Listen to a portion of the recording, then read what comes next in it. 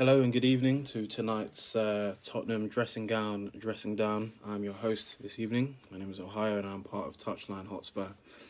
So we're going to talk a little bit about the Wycombe game tonight.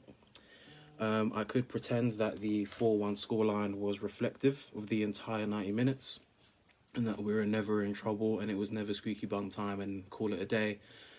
But then I would be a liar.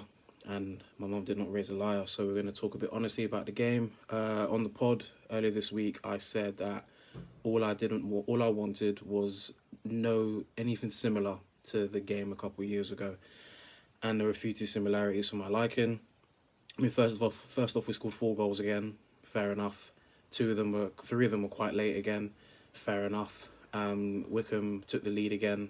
Wycombe put us under the cosh quite a lot. And, you know, again, like I said in the pod, from the time I spent there as an intern in the strength and conditioning team, you know, the ethos that Gareth Ainsworth has instilled within that team, it's not necessarily a run till it hurts kind of culture, but it's just everyone buys into the ideals. It's a really, really good environment, and everybody keeps going until they physically can't. You know, it's a really good culture to be a part of. So, am I surprised that Wycombe actually gave us some trouble tonight?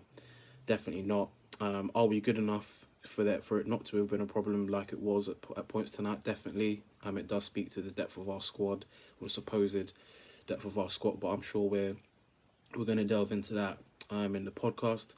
A couple of things I noted before the game on the Twitter timeline. I said that Fred Oyedinma was going to cause us a couple of problems tonight, and when I noticed TAnguy was playing right back, I thought to myself, you know, this is the kind of game you are going to play TAnguy, but for me, he's not a right back at all. So it didn't shock me. He got hooked at half time.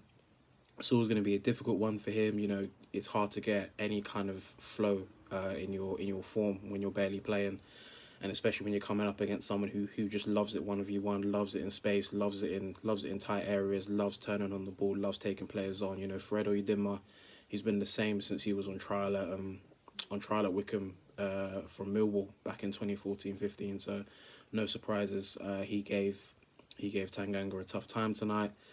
Moving across the back line, Ben Davies.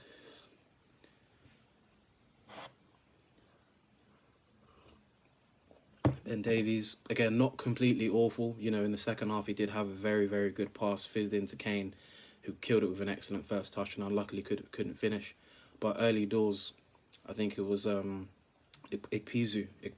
He gave Ben Davies a torrid time early doors down that channel, and I thought to myself, it's going to be a long day.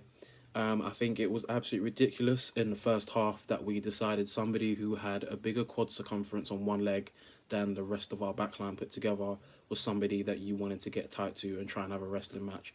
It made absolutely no sense. He just kept turning people. He kept putting them on the floor. There's just no point trying to wrestle with this guy because he's stronger than all of you put together. He was literally like a slimline Akinfenwa light. It was ridiculous. But yeah, the Wycombe number 9 had a fantastic first half, as did Fred. Bale, it's probably wise that we talk about Bale a little bit. I personally think that Ndombele should have been man of the match. I'm not sure if he actually was.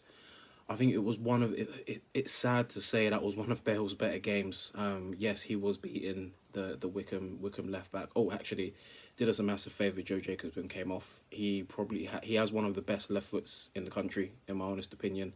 So I'm just glad that him coming off massively reduced our susceptibility to conceding to any kind of set piece.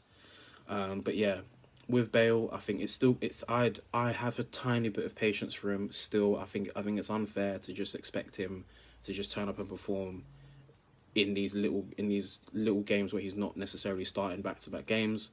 But you know, he looked a bit more promising. A goal would have been perfect. I might have put a bet on for him to score outside the box at some point, but we're not going to talk about that. And then just last off, TAnguy and Dom. It's always TAnguy time wherever it is. You know, whatever your time zone, it's always going to be TAnguy time. You people that were talking crud on our boy in the summer, saying, what describe him without saying he's a baller. We know what you mean. We know who you are. We saw you on the timeline. All you need to know is that wherever you are, whatever country you're in, it's always TAnguy time. This has been a dressing down, and I look forward to seeing you next time. bye.